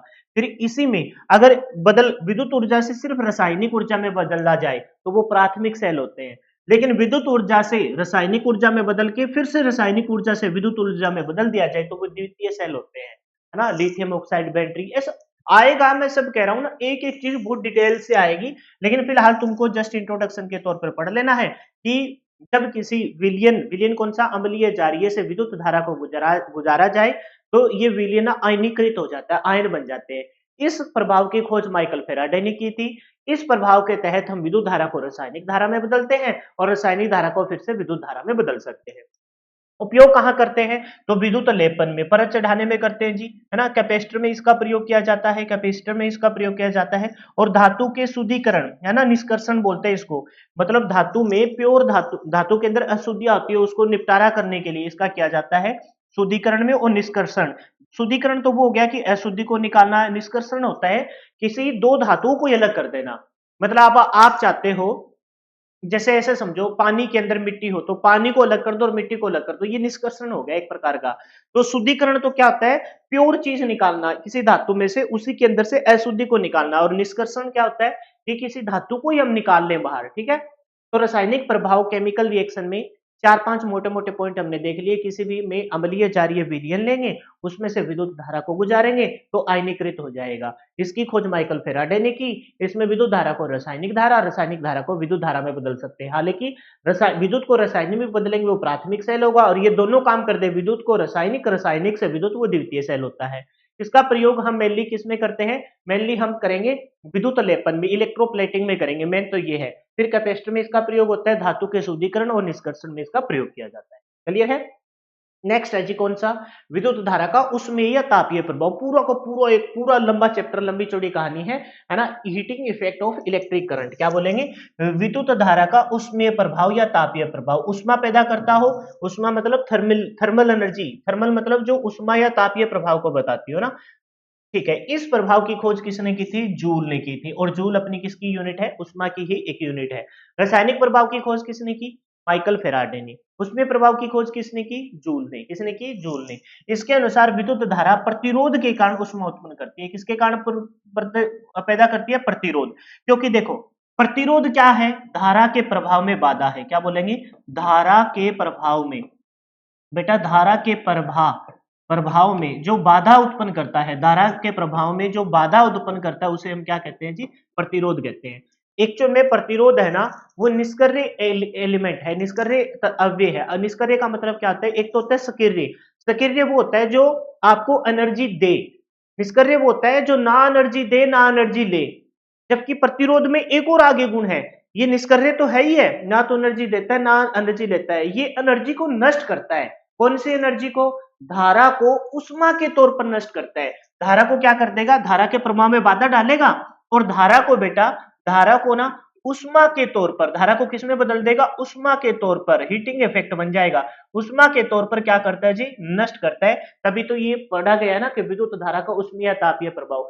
धारा आएगी, धारा के प्रभाव में बाधा जो डालेगा वो प्रतिरोध है, वो धारा के प्रभाव में बाधा डालता है और धारा को नष्ट करेगा। धारा को नष्ट करेगा किसमें, उष्मीय प्रभाव, उष्मा में नष्ट कर देगा। चालक, चालक में से करंट गुजरता है, उसी चालक में प्रतिरोध होता है। कोई भी ऐसा चालक नहीं होगा जिसमें प्रतिरोधकता ना हो सकता है कि कम से कम हो, जैसे चांदी की प्रतिरोधकता सबसे कम होती है, इसी वजह से चांदी आपका बेस्ट कंडक्टर ऑफ इलेक्ट्रिसिटी है, सबसे अच्छा सुचालक है। सुचालक मतलब जो अपने अंदर से करंट को बहुत इजीली पास होने दे। चालक में विद्युत धारा के प्रभाव के दौरान प्रतिरोध इसके प्रभाव का विरोध करता है। प्रतिरोध मतलब इसके बहाव, प्रभाव नहीं है बहाव है बेटा, क्या है, बहाव। प्रतिरोध इसके बहाव, बहाव का क्या करता है जी, विरोध करता है। प्रतिरोध किसके बहाव का विरोध करता है, विद्युत धारा के प्रभाव का क्या करता है जी, विरोध करता है, करते हैं, जिससे ऊष्मा उत्पन्न होती है, यानी कि धारा को किस में बदल देगा, उस पर ऊष्मा उत्पन्न होती है, उसे ही क्या कहते हैं, ऊष्मा उत्पन्न होती है, ऊष्मीय युक्तियां, ऊष्मा उत्पन्न होती है। ठीक है, बस यहां तक, आगे ये कुछ होगा। फिर से समझिए कि विद्युत धारा का उसमें या तापीय प्रभाव क्या है, तो हमने देखा कि भाई इस, अच्छा सबसे पहले तो ये बताओ इस प्रभाव की खोज किसने की, जूल ने की। जितने भी चालक पदार्थ होते हैं उसमें से विद्युत धारा गुजरेगी, उस विद्युत धारा के गुजरती है तब इसका प्रतिरोध है ना, विरोध करता है, धारा के प्रभाव का विरोध करता है। और जब धारा का प्रभाव का विरोध करेगा तो धारा को उष्मा में बदल देगा, वही उष्मा का प्रभाव क्या कहलाता है, उष्मीय प्रभाव। और इसके बेनिफिट बहुत है, हमको लगता है कि धारा के प्रभाव में बाधा डाल रहा है, प्रतिरोध तो अपना दुश्मन है, अरे नहीं बेटा, उसके भी हमने बहुत सारे यूज कर लिए। उसी के कॉन्सेप्ट पे तो हीटर काम करता है, हमें क्या देगा, उष्मा देगा, गर्मी गर्माहट देगा। उसी के इफेक्ट पे तो घरों में पानी गर्म होता है गीजर में, उसी के इफेक्ट पे तो आप केतली में पानी गर्म कर पाते हो, चाय बना पाते हो, तो बहुत सारी एप्लीकेशन है ना। तो ठीक है, उसमें युक्तियां क्या करेगी, एसी व डीसी दोनों पर समान रूप से कार्य करती हैं। इंपॉर्टेंट पॉइंट है ये, हालांकि ये पेपर में नहीं पूछा जाता। वह युक्तियां जो एसी व डीसी दोनों पे समान तौर पर काम करती है, वो कौन सी है बेटा, वो आपकी आपकी उसमें युक्तियां होती है। कौन सी, उसमें युक्ता जो प्रतिरोध के माध्यम से धारा को उष्मा में बदल देगी, एसी और डीसी दोनों में काम करती है। घरों में ऐसी बहुत सारी डिवाइसेज होती है, जैसे मेरा कंप्यूटर ही हो गया, आती एसी है तो इसके अंदर ना यूपीएस लगा होता है, अनइंटरप्टेड पावर सप्लाई, जो इसका बैटरी बैकअप होता है, तो इसके अंदर एक स्विच मोड पावर सप्लाई होती है, एसएमपीएस। वो इस एसी को, घरों में तो एसी आती है, एसी को डीसी में बदल देगा। तो अपना ये कंप्यूटर है वो डीसी में काम करता है, और घरों में बहुत सारी ऐसी चीजें हैं जो एसी पे काम करती है। तो हमने इन चीजों को ना, जो उसमें प्रभाव पे काम करते हैं, दोनों को पे काम करने के लायक बनाया कि वो एसी पे भी काम कर लेती है और किस में काम कर लेती है, डीसी पे भी काम कर लेती है। एग्जाम्पल देखिए, एग्जाम्पल देखिए इसका, फ्यूज है, फ्यूज है, बताओ बल्ब का जो फ्यूज होता है वो क्या कर देता है, उष्मा प्रकाश भी देता है और साथ में गर्माहट भी पैदा करता है। आपने देखा होगा समोसे और पेटीज वाली छोटे से बक्से में क्या लगा होता है, बड़ा सा बल्ब लगा होता है। हीटर भी इसी कॉन्सेप्ट पे काम करता है जी, प्रेस भी इसी कॉन्सेप्ट पे काम करता है, गीजर भी इसी कॉन्सेप्ट पे काम करता है। तो बहुत सारी ऐसी एप्लीकेशन है जो आपकी विद्युत को उष्मा में बदलती है प्रतिरोध की सहायता से। क्लियर है, तो दो हमने पढ़ लिए। रासायनिक कौन करता है, रासायनिक के खोजकर्ता कौन है जी, माइकल फेराडे, और इसके खोजकर्ता कौन है जी, जूल है। कौन है जी, जूल है। नेक्स्ट देखिए तीसरा प्रभाव विद्युत धारा का, विद्युत धारा का चुंबकीय प्रभाव, है ना, विद्युत धारा का चुंबकीय प्रभाव, पूरा का पूरा, पूरी की पूरी आपकी मोटर जनरेटर इसी के ऊपर काम करती है। Magnetic effect of current, magnetic effect of current, इसके जो खोज करता है वो कौन है, ऑरस्टेटेड है। कौन है, ओरस्टेटेड टेड है। कौन है, ओरेस्टेड है। इसके खोजकर्ता कौन है, और ये पेपर में नहीं पूछे जाते अपने साइंटिस्ट से रिलेटेड, तो ना एक बेसिक सा क्वेश्चन इलेक्ट्रॉन प्रोटॉन न्यूट्रॉन से पूछ लिया जाए तो पूछ लिया जाए, बाकी और बहुत ही कम चांस है, बाकी और बहुत ही कम चांस है। एक कोई क्वेश्चन आता हो तो आता है, जस्ट इनको पढ़ लेना।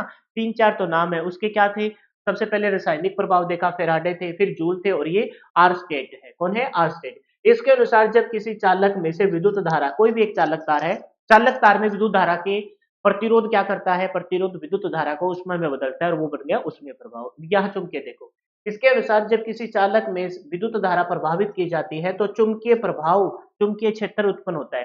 कोई भी एक बेटा चालक तार हो, कोई भी एक चालक तार हो, ये कोई चालक तार ले लिया मैंने, इस चालक तार में से बेटा, इस चालक तार में से अगर मैं करंट, इस चालक तार में से बेटा अगर मैं करंट को प्रभावित करूंगा, इस चालक तार में से बेटा मैं करंट को प्रभावित करूंगा, तो इस चालक तार में क्या होगा, इस चालक तार में ना इसके चारों तरफ एक चुंबकीय क्षेत्र बन जाएगा। वैसे तो इस चालक तार में चारों तरफ ना, अगर मैंने यहाँ इसमें से करंट को प्रभावित किया, फ्लो ऑफ इलेक्ट्रॉन, इलेक्ट्रॉन इस, मान के चलो इलेक्ट्रॉन इस साइड जा रहे हैं तो धारा का प्रभाव इस साइड हो जाएगा, तो इसके चारों तरफ बेटा ये क्या बन जाएगा, चुंबकीय क्षेत्र बन जाएगा, है ना, क्या बन जाएगा जी, चुंबकीय क्षेत्र बन जाएगा। तो यही बात बोली है इसके अनुसार जब किसी चालक तार में से विद्युत धारा प्रभावित की जाए तो क्या बन जाता है, एक चुंबकीय क्षेत्र बन जाता है। क्या बन जाता है जी, एक चुंबकीय क्षेत्र बन जाता है। क्लियर होगी ये बात, है ना क्लियर? ठीक है, नेक्स्ट देखो, एसी तथा डीसी दोनों विद्युत धाराएं चुंबकीय क्षेत्र उत्पन्न करती है। उसमें प्रभाव भी कौन करती है, एसी और डीसी दोनों करती है, और चुंबकीय क्षेत्र भी एसी और डीसी दोनों आपकी पैदा करती है। तो जस्ट एक पॉइंट है, इसको पढ़ लेना, एसी और डीसी दोनों पर चुंबकीय प्रभाव उत्पन्न होता है। इस प्रभाव के द्वारा मोटर को, इस प्रभाव में हम आगे चलकर बहुत डिटेल से मोटर, जनरेटर, ट्रांसफॉर्मर, चोक आदि डिवाइसेस को पढ़ते हैं। तो जितनी भी अपने मोटर वाला सेशन है वो किसके ऊपर डिपेंड है, चुंबकीय प्रभाव के ऊपर डिपेंड है। जब किसी चालक तार में से विद्युत धारा गुजारेंगे तो कौन सा क्षेत्र पैदा हो जाएगा, चुंबकीय क्षेत्र पैदा हो जाएगा। नेक्स्ट है बेटा कौन सा, गैस आयनीकरण प्रभाव। गैस आयनीकरण प्रभाव यानी कि gas ionisation effect, gas ionisation effect. जब ग्लास ट्यूब के, जब ग्लास ट्यूब में, कोई ये ग्लास ट्यूब है, जैसे ये यहाँ मेरे सीएफएल लगी है ना, सीएफएल लगी है, एलईडी लगी हो, तो बेटा उसमें कुछ एक गैस भरी जाती है पर्टिकुलर। जब ग्लास ट्यूब में कुछ भाग में इलेक्ट्रॉन गुजरता है, क्या गुजरता है बेटा, इलेक्ट्रॉन गुजरता है ना, इलेक्ट्रॉन गुजरता है। जब किसी ग्लास ट्यूब के कुछ भाग में से इलेक्ट्रॉन गुजरते हैं तो आयनीकरण होने लगता है। तो क्या होने लगता है बेटा, आयनीकरण, है ना। वो बात अलग है कि इसके अंदर नियोन, फास्फोरस, ये इस प्रकार ये कुछ गैस भरी जाती है। जैसे ही करंट आएगा, करंट आना मतलब क्या है, इलेक्ट्रॉन आएंगे, फ्लो ऑफ चार्ज, चार्ज मतलब इलेक्ट्रॉन आएंगे, तब ये क्या होने लग जाती है, तो यह आयनीकरण होने लग जाती है। और जिसके कारण क्या उत्पन्न होता है, प्रकाश की किरणों का क्या होता है, उत्सर्जन होता है, और इसी को क्या बोलते हैं, गैस आयन। मतलब विद्युत धारा से क्या क्या काम हो रहे हैं, हमने देखा रासायनिक काम हो रहा है, रासायनिक प्रभाव हो रहा है, एक ऊष्मीय प्रभाव हो रहा है, एक चुंबकीय प्रभाव हो रहा है, और एक गैस आयनीकरण प्रभाव हो रहा है। ठीक है, प्रयोग किस में करते हैं, प्रयोग जी फ्लोरोसेंट ट्यूब में करते हैं, मरकरी वेपर लैंप में करते हैं, नियोन लैंप पे करते हैं। जितने भी घरों में प्रकाश देने वाले इक्विपमेंट है वो सारे के सारे किस प्रभाव पे काम करते हैं, गैस आयनीकरण प्रभाव पे काम करते हैं। और वो किसके माध्यम से पॉसिबल है, विद्युत धारा के माध्यम से पॉसिबल है। नेक्स्ट है जी एक्स किरण प्रभाव, X ray effect, X ray effect. ये भी बेटा मेडिकल साइंस में एक बहुत बड़ा रोल प्ले करता है विद्युत धारा का। जब उच्च आवृत्ति पर, है ना, बहुत ज्यादा आवृत्ति और क्या हो, बहुत ज्यादा आपकी क्या हो, वोल्टेज हो, उच्च आवृत्ति और बेटा उच्च वोल्टेज की धारा, है ना, किसी निर्वात नलिका, निर्वात नलिका से, किस नलिका से जो बेटा, निर्वात नलिका से प्रभावित की जाए तो एक्स किरण उत्पन्न होती है। कौन सी किरण उत्पन्न होती है जी, एक्स किरण उत्पन्न होती है। और एक्स किरण की खोज किसने की थी, रोंटजन ने की थी। किसने की थी, रोजन ने से की थी, है ना, ए रोजन ने की थी। अच्छा, इसका इस्तेमाल किस क्षेत्र में किया जाता है जी, चिकित्सा के क्षेत्र में एक्सरे लेने में किया जाता है। किससे में किया जाता है जी, चिकित्सा के क्षेत्र में एक्सरे लेने से किया जाता है। तो हमने 5 पढ़ लिए। सबसे पहला रासायनिक प्रभाव, कोई भी विलयन में अम्ल व जार का घोल लेंगे और करंट गुजारेंगे तो आयनीकृत हो जाएगा। ठीक है, देख लिया हमने। फिर हमने देखा कि हम किसी भी चालक तार में से धारा को गुजारेंगे तो प्रतिरोध की वजह से ऊष्मा उत्पन्न होगी, क्योंकि प्रतिरोध धारा को ऊष्मा में बदल देता है। फिर हमने देखा कि भी कोई भी, है ना, एसी और डीसी पे दोनों पे काम करता है। उसके बाद हमने देखा तीसरे नंबर पर वो क्या देखा था, चुंबकीय प्रभाव। किसी भी चालक तार पे जब करंट को गुजारा जाए तो इलेक्ट्रोमैग्नेटिक इफेक्ट बनेगा, है ना। ये वैसे तो विद्युत चुंबकीय क्षेत्र बन जाएगा चारों तरफ, तो उसको देखा। तीसरा हमने देखा कौन सा, आयनीकरण प्रभाव। किसी भी ट्यूब के अंदर जब गैस भरी होती है और जब चार्ज यानी कि इलेक्ट्रॉन आएंगे तो वहां क्या होगी, वहां आपकी आयनीकरण होने की वजह से प्रकाश उत्सर्जित होगा, तो वो बन गया गैस आयनीकरण प्रभाव। फिर हमने देखा कि भी बहुत ज्यादा उच्च आवृत्ति और उच्च वोल्टेज पर, है ना, किसमें डाले, किसी को निर्वात नलिका वैक्यूम में से गुजारा जाए तो वहां क्या होगा, वहां एक्स किरणें प्रोड्यूस होगी, जिसको हम चिकित्सा के क्षेत्र में यूज करते हैं। लास्ट है, लास्ट है वो बेटा कौन सा है, शारीरिक प्रभाव। बेटा बिजली के झटके भी लगते हैं और इसी को बोलते हैं हमने फिजिकल इफेक्ट, है ना। बाकी को सबको तो हमने साइंस के लैंग्वेज में देखा। एक सिंपल सा ये है कि मैं जाके उस पलक में उंगली लगा दूं तो हमें क्या होगा, विद्युत का झटका महसूस होगा, यानी कि शारीरिक प्रभाव। मानव को लगने वाला झटका धारा वोल्टेज पे वह समय पर निर्भर करता है। भाई कितनी कितनी धारा आ रही है, कितनी एम्पियर की, कितना वोल्टेज आ रहा है उसमें, है ना, और कितने समय तक आपको बिजली ने पकड़े रखा, इन तीनों चीजों पर डिपेंड करता है कि आपको कितना बड़ा झटका महसूस होगा। हालांकि ये सारा का सारा मॉड्यूल 2 में हम बहुत अच्छे से डिटेल से पढ़ने वाले हैं, सुरक्षा युक्तियों को और इन सबको पढ़ेंगे। लेकिन फिर भी जनरल साइंस में, और याद, ये पेपर में डायरेक्ट पूछे जाते हैं, अगर धारा का मान 5 एम्पियर तक होगा तो हमें एक झंझनाहट सी महसूस होगी। जैसे अपने मोबाइल का चार्जर होता है ना, आप उंगली के लगा के देखो, पता नहीं लगता, लेकिन उसे अपनी टंग जीभ से टच करते तो एक हल्की सी झंझनाहट महसूस होती है। तो 5 एम्पीयर का झटका जो है ना झंझनाहट से महसूस होती है। 5 एम्पीयर की धारा हमारे टच होती है झंझनाहट। तो ये अपने लिए है ना, ये कोई अपने सेफ है, यहाँ अपने को कोई खतरा नहीं है, सेफ धारा है ये। बेटा जब 20 एम्पीयर की होगी तो हल्का सा एक झटका महसूस होगा, यानी सेफ से हम थोड़े से डेंजर की तरफ चले जाएंगे। अगर विद्युत धारा का मान 50 एम्पीयर तो भाई अपने लिए बहुत ज्यादा ये क्या होगी, डेंजर होगी, बहुत ज्यादा क्या हो जाएगी, डेंजर हो जाएगी। और डेफिनेटली अपनी क्या हो जाएगी, 50 एम्पीयर पर हृदय घात यानी कि हार्ट अटैक से अपनी क्या हो सकती है जी, मौत हो सकती है। यानी कि ये सेफ से हम किसकी तरफ चले गए, डेंजर की तरफ चले जाए। अगर 200 एम्पीयर, 50 एम्पीयर, अब निम्नलिखित पेपर में आएगा, निम्नलिखित में से कौन सी धारा के मान पर मनुष्य की मृत्यु हो सकती है।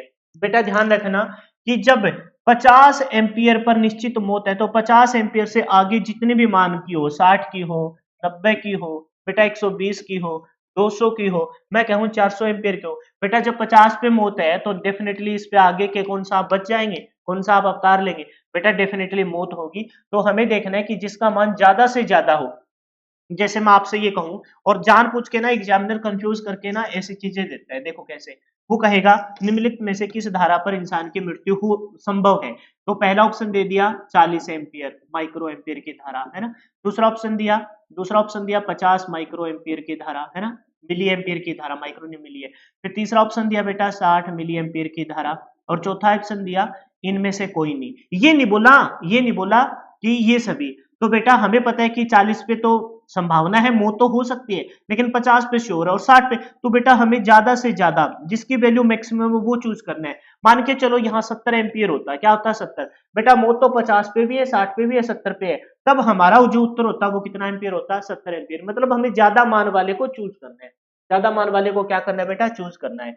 तो 5 मिली एम्पियर पे हल्का सा झंझराहट, 20 पे झटका, 50 पे हार्ट अटैक, 60 पे शरीर जल जाएगा। शुष्क मानव, ये सारे क्वेश्चन पेपर में आए हुए हैं, ये वाले भी मोस्ट इंपोर्टेंट है। कहने का मतलब ये है कि जहां ये स्लाइड बनी है ना, ये सारे के सारे क्वेश्चन आपके पेपर में आए हुए हैं। शुष्क मानव शरीर का जो प्रतिरोध होता है बेटा, पेपर में भर भर के ये क्वेश्चन पूछा जाता है, वो 1 लाख से 6 लाख ओम होता है। प्रतिरोध को हम किस में मापते हैं, प्रतिरोध की यूनिट है जी ओम, किस में मापते हैं जी ओम। तो शुष्क सूखा, कोई ना तो पाँव गीले हो, चप्पल वप्पल अच्छे से पहन रखी हो, ठीक है, जैसे मैं अब यहाँ खड़ा हूँ, मेरा शरीर बिल्कुल सूखा है, तो मेरे शरीर का प्रतिरोध 1 लाख से 6 लाख होता है। वैसे ना कान से कान का, ये सारे मैं सेकंड मॉड्यूल में पढ़ाऊंगा, है ना। कान से कान का, हड्डी है ना हो, पाँव गीले हो तब क्या होगा, प्रतिरोध घटेगा बढ़ेगा, ये सारी चीजें बताऊंगा। लेकिन यहाँ जस्ट एज पर जनरल साइंस के तौर पर यहाँ लिख रखा है कि शुष्क मानव शरीर का जो प्रतिरोध है बेटा, वो 1 लाख से, 1 लाख से, है ना, 1 लाख से कितने लाख तक, 6 लाख तक वेरी करता है, 1 लाख से 6 लाख। और प्रतिरोध का जो मात्रक है बेटा वो क्या होता है, ओम होता है। 1 लाख से कितने लाख तक वेरी करता है जी, 6 लाख, और प्रतिरोध का मात्रक होता है बेटा क्या होता है, वो ओम होता है। तो शुष्क मानव शरीर का प्रतिरोध 1 लाख से लेकर कहां तक होता है जी, 6 लाख तक होता है। और इसलिए जब प्रतिरोध ज्यादा होगा, प्रतिरोध क्या करता है, धारा के प्रभाव में बाधा डालता है, 6 लाख प्रतिरोध है तो हमें बिजली का झटका क्या होगा, बिजली का झटका बहुत ही कम लगेगा, बिजली का झटका बेटा क्या लगेगा, कम लगेगा। जबकि आदर गीला जब शरीर हो तो प्रतिरोध घट जाएगा, प्रतिरोध क्या हो जाएगा, घट जाएगा। प्रतिरोध घटेगा तो धारा के प्रभाव में बाधा को बढ़ाएगा, धारा के प्रभाव को, बाधा को कम करेगा। प्रतिरोध ज्यादा है, ऐसे खड़ा है प्रतिरोध, हमने छाती तान के, धारा आएगी रोक लेगा, भाई 6 लाख प्रतिरोध है आगे नहीं जाने दूंगा, मतलब शरीर पे झटका कम। अब प्रतिरोध ऐसे सिकुड़ गया ऐसे, तो आ जाओ, तो झटका ज्यादा लगेगा। यानी कि कह रहे हैं कि जब शरीर गीला हो तो मानव का प्रतिरोध कितना हो जाता है, मानव का प्रतिरोध 100 ओम तक हो जाता है, कितना हो जाता है, 100 ओम तक। यानी कि जब 100 नहीं 1000 ओम तक हो जाता है, तो आपको पता है कि अब इस केस में प्रतिरोध क्या करता है, धारा के प्रभाव को रोकता है। यहाँ प्रतिरोध ज्यादा है तो धारा क्या करेगा, धारा को अपने अंदर से बहुत कम पास होने देगा, इस वजह से झटका क्या लगेगा, झटका आपको लगेगा, झटका लिख रहा हूँ, झटका आपको क्या लगेगा, कम लगेगा, झटका आपको क्या लगेगा जी, बहुत ही क्या लगेगा, कम लगेगा, ठीक है। और यहां हमने देखा प्रतिरोध का मान घटा, इसका मतलब धारा शरीर के अंदर से, धारा का मान बढ़ेगा, और इस वजह से बेटा झटका भी क्या लगेगा, झटका भी मानव शरीर को क्या लगेगा, ज्यादा लगेगा। तो ये वाली वैल्यू आपको थोड़ी सी ध्यान दे लेनी है, और पेपर में आपको पूछी गई है, इस वजह से ये जो पेपर यहाँ इस स्लाइड पे लिख रखा है ना, ये सबके सब एग्जाम में पूछे गए। हालांकि इनसे रिलेटेड कंप्लीट यूनिट मैं आपको प्रत्येक मॉड्यूल में कराता रहूंगा। फिलहाल के लिए इतना ही। जय हिंद, जय भारत। मिलते हैं नेक्स्ट वीडियो में। Wish you all the best. और अब इस वीडियो को देखने के बाद एक बार पीडीएफ को पढ़ जरूर लेना, क्योंकि ऐसा करते हो तो बहुत कुछ आपको फिर से वीडियो देखने पर बहुत कुछ नया सीखने को मिल जाएगा। Wish you all the best for your upcoming exam. Bye bye, take care. मिलते हैं नेक्स्ट वीडियो।